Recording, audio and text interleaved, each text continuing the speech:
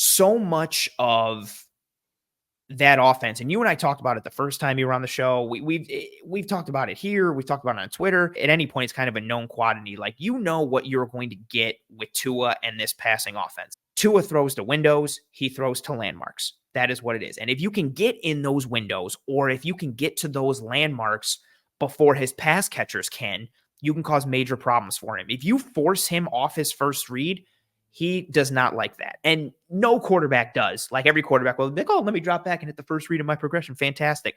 But he really does not like that. And if you can couple that with heating him up and getting pressure, that's your recipe for success. But that's easier said than done.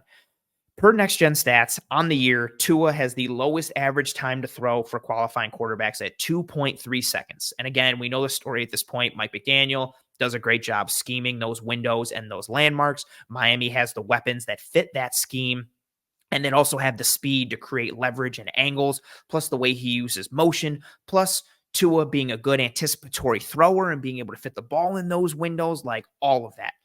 But in the first meeting between the Bills and the Dolphins, Tua's time to throw was 2.59 seconds, which is still quick, but it was almost a half a second more than his average on the year. The Bills in that first matchup did a very good job starting in the second quarter, because at first it was tit for tat, back and forth, touchdown, touchdown, touchdown, touchdown. Once Miami had 14 up on the board and started that second quarter, the Bills did a very good job of marrying their coverage and their pass rush. They clogged and constricted those passing windows. They beat the Miami pass catchers to those landmarks, and that gave the pass rush time to heat up Tua and get home. In that first meeting in week 4, Tua was pressured 13 times, which is the third most he's been pressured all year, and he was sacked 4 times, which was the second most he's been sacked in a game all year. He also had a pressure to sack percentage of 30.8%. His average on the year is 20.8%, so a full 10 percentage points higher, which is wild. The Bills had a legitimate good recipe the first time they met.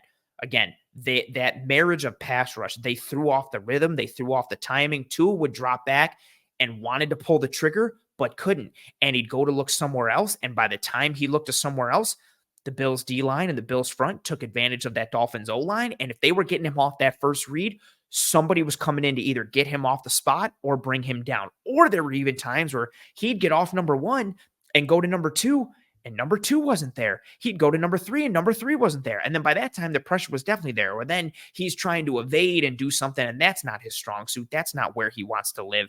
That Bills recipe, again, in that first matchup was very good. It was a quality piece, but it was also a different defense, positively and negatively back then.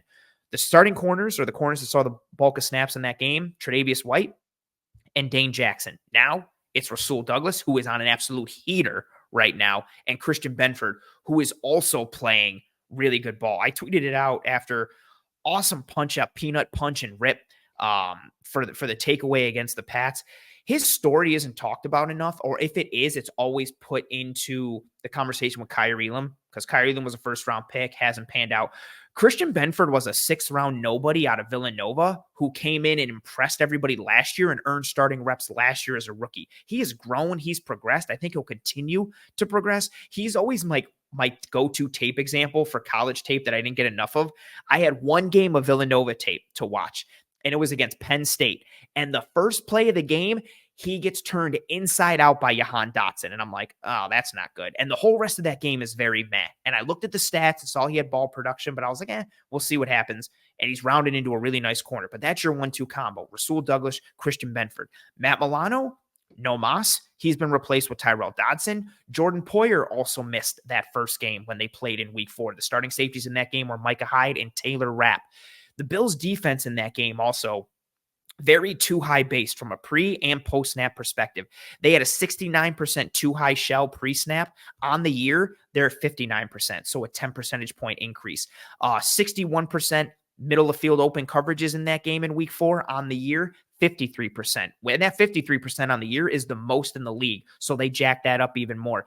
Big one from a zone coverage piece.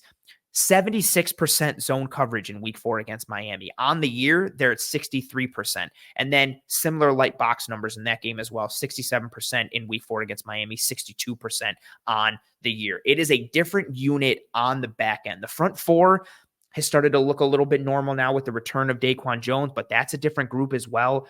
So again, positively and negatively from a bodies perspective, the Bills defense is different, but their game plan, Sean McDermott and Bobby Babich and John Butler, everything, and even Eric Washington, like from front to back, from back to front, the marriage of coverage and pass rush and the timing and the sequencing of all of it and what they did to get Tua uncomfortable and get him out of rhythm and out of timing. Because again, like, and it's known, this Miami offense is all timing. It's all rhythm based. Tua wants to snap it 1, 2, 3, and he's throwing to a window. There's times where he like receivers. You gave the example with the Tyreek Hill dig route that Stone took away. There's dig routes where like Hill isn't even breaking yet, and Tua is just throwing it to that window because he knows. He knows Hill's gonna. He knows Hill is gonna get there. He knows where the window is. He knows where he has to put the ball. And to his credit, he hits it a bunch. It's harder to get them out of rhythm than it seems to be. But Baltimore's able to do it to a degree. And granted, the Baltimore defense is much different schematically and bodies-wise than the Bills defenses, but the Bills defense had a great game plan that was well executed against Miami in week 4. And I'm interested to see how they can pair that together again. How does that marriage of coverage and pass rush work? Because when it hasn't, when it's been disjointed, we've seen very ugly performances for the Bills. The one I'm always going to go back to is near and dear to your heart. Their performance against the Jags. Every time they tried to bring pressure or do something cute, it took too long. Trevor Lawrence just sat and usually ended up chucking it to Calvin Ridley and making something happen. You didn't have that in sync kind of performance with that marriage of coverage and pass rush. And when it's been disjointed, it's been bad for the Bills. And this is the type of offense where if you are disjointed, it's not like, oh, we gave up a first down. It's like, we just gave up a 65-yard touchdown or a 40-yard chunk play, and it'll gut you in a hurry. So when I think of the Dolphins offense, I kind of think about what we talked about last time with Dak and the Cowboys in terms of the song playing in the head. But this time I'm going to use a Disney reference. I'm not sure if people remember the movie The Sword and Stone. Nice reference. There's a song in there called Higgitus Figgitus where Merlin is getting all of his stuff packed into a bag, and he stops the music because one of the chairs bumps into another. And he's like, you can't do that. It'll mess up the rhythm. You can't bump it. You can't have anything go wrong here. And then once he stops it, the song gets faster because it's time to go, and he packs everything up. The Dolphins play with such a speed that speed is based on timing. Because if those guys are late, if Tua's late a little bit, that margin for error is a little wide because of how fast they're going. So one thing that stood out when they played the first time, like you said, is how aggressive the Bills were in those throwing windows. It wasn't just I'm going to stand here. I'm going to move you and get to this ball. And that way, you just force them to hold it a little bit with, again, a great three-point shooter. You don't want them to catch balls off a screen and shoot. That's shooting practice for them. Yeah, absolutely. Yeah. You want to force them to go over. Force them to put the ball on the ground. Force them to create. And I'm not saying Tua is a bad creator. I think he has shown a lot of stuff out of structure that is good for a starting quarterback. But I think he wants to win in that timing and rhythm base.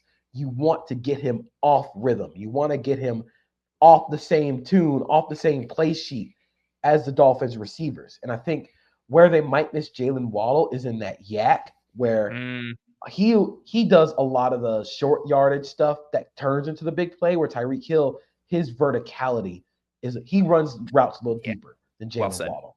But I think what the Bills can do that's going to basically decide this game, and we talked about it when we first talked about Bills Dolphins, is those guys up front are going to have to win this game. Because if you don't have to devote as many guys to the box in the run game, you can devote more bodies to the pass. How you fit the run determines what coverage you can play. That's you're man Kirby after Smart talked about it on a coaching clinic that's on YouTube. I watch every offseason. Bro, I watch it every time. That breaks down the mint front and everything with two-man and what they're doing.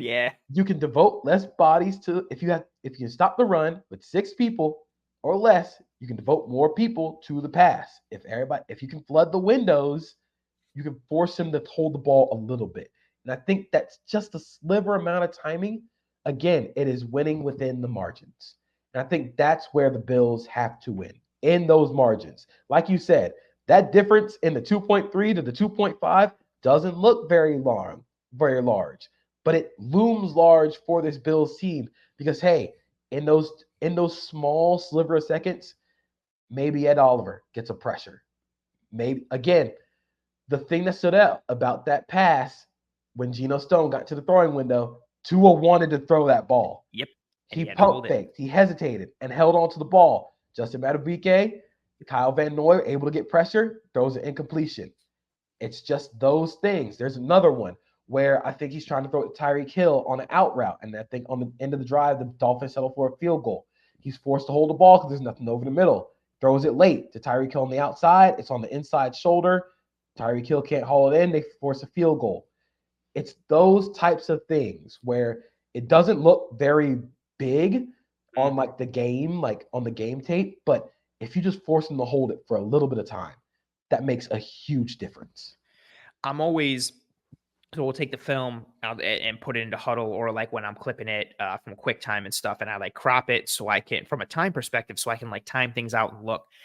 And a quarter second to a half a second, a good chunk of the time, at least for the Bills, but for a lot of players and teams, that is the difference.